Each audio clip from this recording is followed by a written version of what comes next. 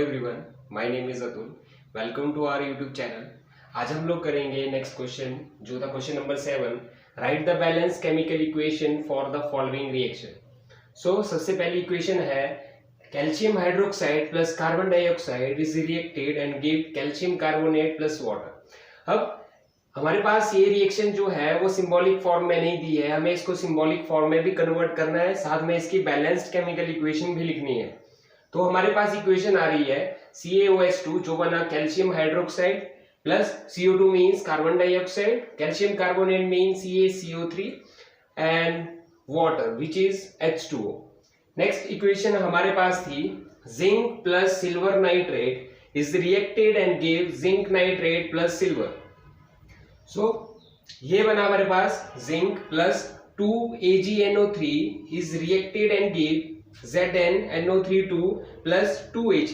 Ag जो होता है वो हमारे सिल्वर का सिंबॉलिक रिप्रेजेंटेशन है, NO3 जो है वो नाइट्रेट को रिप्रेजेंट करता है और Zn मीन्स जिंक। हमारे पास नेक्स्ट पार्ट में था aluminium plus copper chloride is reacted and give aluminium chloride plus copper. So ये बना 2Al plus 3CuCl2 is reacted and give 2AlCl3 plus 2Cu। अब एक बार आप चेक भी कर लेना कि ये क्या ये बैलेंस्ड है कि नहीं है। तो एक बार हम चेक कर लेते हैं। तो यहाँ पे कॉपर जो है वो 3 है, यहाँ पे भी जो कॉपर है वो 3 रहेगा।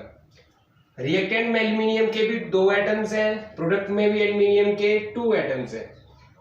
क्लोरीन के यहाँ पे 6 है और क्लोरीन के यहाँ पे भी 6 है, तो मीन्स ये बैलेंस्ड केमिकल इक्वेशन है।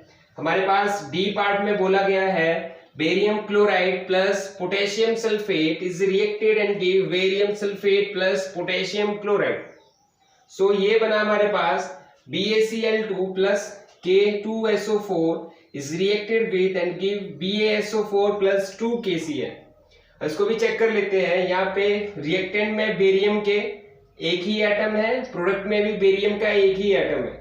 क्लोरीन यहाँ पे 2 है, यहाँ पे भी क्लोरीन 2 है, पोटेशियम यहाँ पे भी 2 है, पोटेशियम यहाँ पे भी 2 है। ऑक्सीजन रिएक्टेंट में 4 रहेगा, प्रोडक्ट में भी 4 रहेगा। सल्फर यहाँ पे 1 है, सल्फर यहाँ पे भी 1 है, तो मींस ये भी एक बैलेंस्ड केमिकल इक्वेशन है।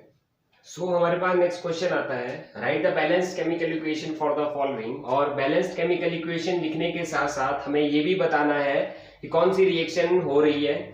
सो ए पार्ट में है potassium bromide plus barium iodide is reacted and give potassium iodide plus barium iodide.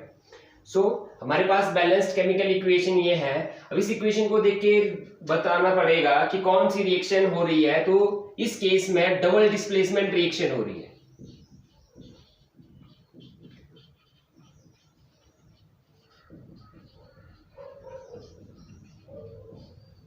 Double displacement reaction को प्रेसिपिटेशन रिएक्शन के नाम से भी जाना जाता है। अब प्रेसिपिटेशन या फिर डबल डिस्प्लेसमेंट रिएक्शन तब होती है जब कोई रिएक्शन करते हुए टाइम हमें कोई एक प्रेसिपिटेट मिलता है। प्रेसिपिटेट एक ऐसा सब्सटेंस रहता है जो कि वाटर में इनसॉल्युबल रहेगा।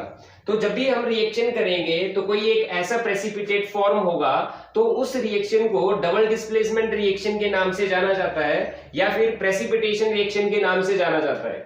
बी पार्ट में था zinc carbonate is reacted and zinc oxide plus carbon dioxide. मतलब कि जिंक कार्बोनेट जो था उसको हीटअप किया, हीटअप करने के बाद क्या होगा, जिंक ऑक्साइड अलग हो गया और कार्बन डाइऑक्साइड अलग हो गई।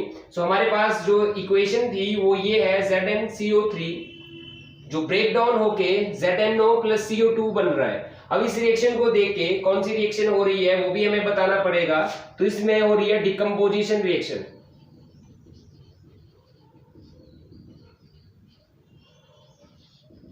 और डिकम्पोजिशन रिएक्शन क्या होता है, हमारे पास एक सिंगल रिएक्टेंट होगा जो कि ब्रेक डाउन होके 2 या 2 से ज्यादा प्रोडक्ट बनाएगा।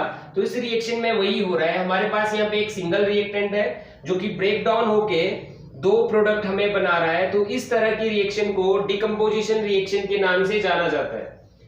सी पार्ट में था hydrogen plus chlorine is reacted and give hydrogen chloride. Means यहाँ पे हाइड्रोजन ये भी गैस है, क्लोरीन ये भी गैस है। जब ये दोनों आपस में रिएक्ट किए तो हमारे पास 2HCl आया। अब जो हाइड्रोजन क्लोराइड है वो भी अभी गैस है।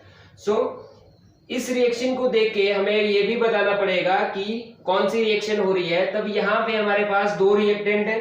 अब दो रिएक्टेंट जब मिलके एक प्रोडक्ट बनाते हैं तो उस रिएक्शन को बोला जाता है कॉम्बिनेशन रिएक्शन।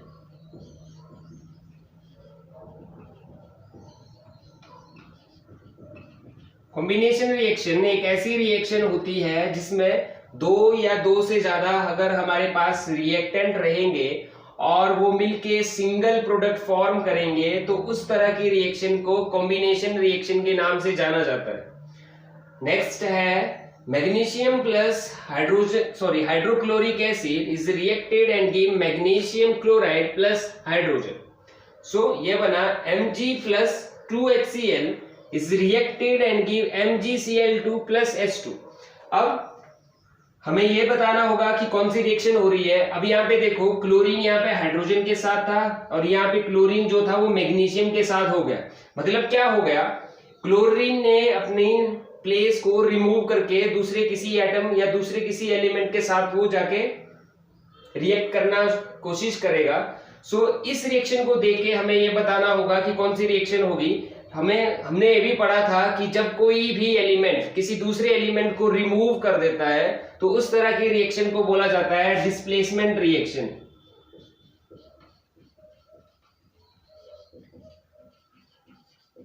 डिस्प्लेसमेंट रिएक्शन एक ऐसी रिएक्शन होती है जिसमें हायर मेटल मीन जिसका मेल्टिंग पॉइंट काफी ज्यादा हाई रहता है और साथ में लोअर मेटल मीन जिसका मेल्टिंग पॉइंट काफी ज्यादा कम रहता है। तो इस रिएक्शन में क्या होगा, जो हायर मेटल होगा वो लोअर मेटल को रिमूव कर देगा और उसकी लेयर जो होगी वो हायर मेटल के ऊपर आगे लग जाएगी।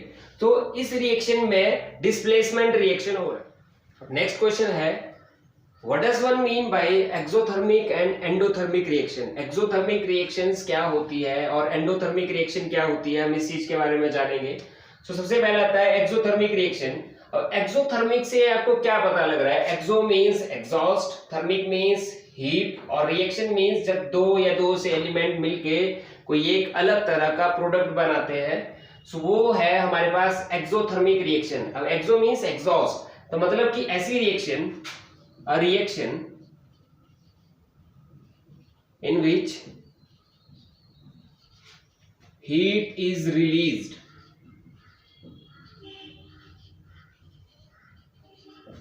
ऐसी रिएक्शन जिसको करते हुए टाइम हीट जो होगी उस रिएक्शन से रिलीज होगी, बाहर की तरफ को जाएगी, तो उस तरह की रिएक्शन को एक्सोथर्मिक रिएक्शन के नाम से जाना जाता है।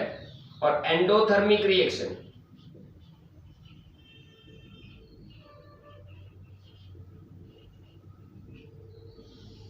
Endo means in, thermic means heat और रिएक्शन तो हम लोग जानते ही हैं कि रिएक्शन क्या होता है। सो ऐसी reaction, a reaction in which heat is absorbed।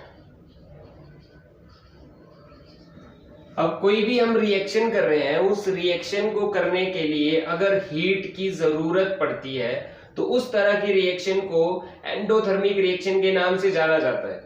और एक ऐसी रिएक्शन जिसको करते हुए टाइम हीट रिलीज हो रही है तो उस तरह की रिएक्शन को एक्सोथर्मिक रिएक्शन बोला जाता है। सो आज की वीडियो में बस इतना ही। सो सब्सक्राइब अवर चैनल और मिलते हैं नेक्स्ट वीडियो में। Thank you so much.